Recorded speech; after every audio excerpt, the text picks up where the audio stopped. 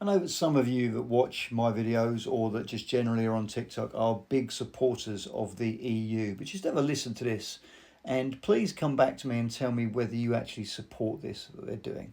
So you're probably aware that the EU have brought out EU-wide hate speech legislation, which they are rolling out to all of the member countries across the EU. And they've been at loggerheads with Ireland for quite some time because Ireland, they tried to force to put through upgraded hate speech legislation, and the Irish pushed back and refused to do that, or it didn't get passed in the Irish Parliament at least. And so they've been at loggerheads with Ireland for quite some time, and they are in the process at the moment of trying to bully Ireland to force through this new legislation. However, the EU now want to update that legislation, and what they want to update it to include is any criticism of migration, mass migration, illegal immigration, or asylum seekers. So anything that is deemed as being critical of that, anything that's deemed as being negative about that, and they don't just mean from members of the public, they mean TV stations, media channels, newspapers, etc., can potentially be prosecuted just simply for publishing, for example, in a newspaper, a negative article about immigration or a negative article about the amount of people, for example, arriving in Ireland, or a negative article about, for example, the amount of what they're calling plantations being built to establish and house these people. Anything negative about that, if this EU legislation goes through, would be considered a hate crime, and potentially those TV channels or TV stations shut down or taken off air, or have legal cases brought against them.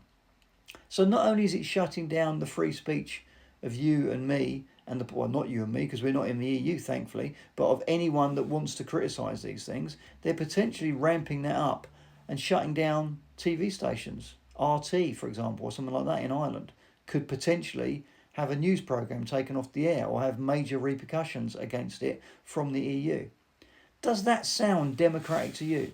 If you are an EU supporter, do you think that completely policing what people say, completely policing people's ability to be critical of something or to argue against something, you can be critical of immigration, you can do it in a completely fair, open, well-worded, constructive way. Surely you're allowed to be critical of a policy. If you're not, what is that? Well, we know what it is. It's totalitarianism. It's Big Brother. And that's exactly what the EU wants to bring in. They want total and utter control of the agenda across all of the EU states.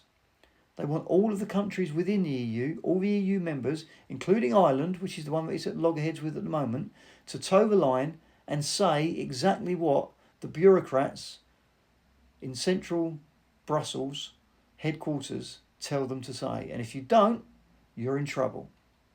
So come on, you EU fans, explain to me how that's right, explain to me how that's fair, explain to me how that's democratic, and explain to me, give me one solitary reason why you would possibly be in favour of that.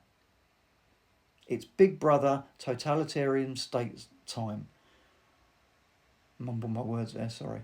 But you know exactly what I'm saying. It's a joke. And if you're in Ireland, if you're an Irish citizen, you have to push back against this. Let me know your thoughts. The Irish are getting very, very antsy about what's going on with immigration and migration and the people being forced upon them at the moment. There's more and more large-scale protests taking place on their streets. If this sort of legislation comes in, those protests will be completely banned, completely prevented, and anyone taking part in them will be arrested. It can't be allowed to happen.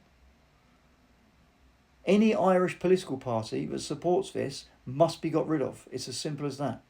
And the same follows for every other country in the EU. And that alone is a good enough reason for us never to go back in. And Keir Starmer, if you're thinking about making closer relationships which involve us potentially having to kowtow to or listen to those sorts of laws, you've got another thing coming. That will cause trouble and we will not stand for it.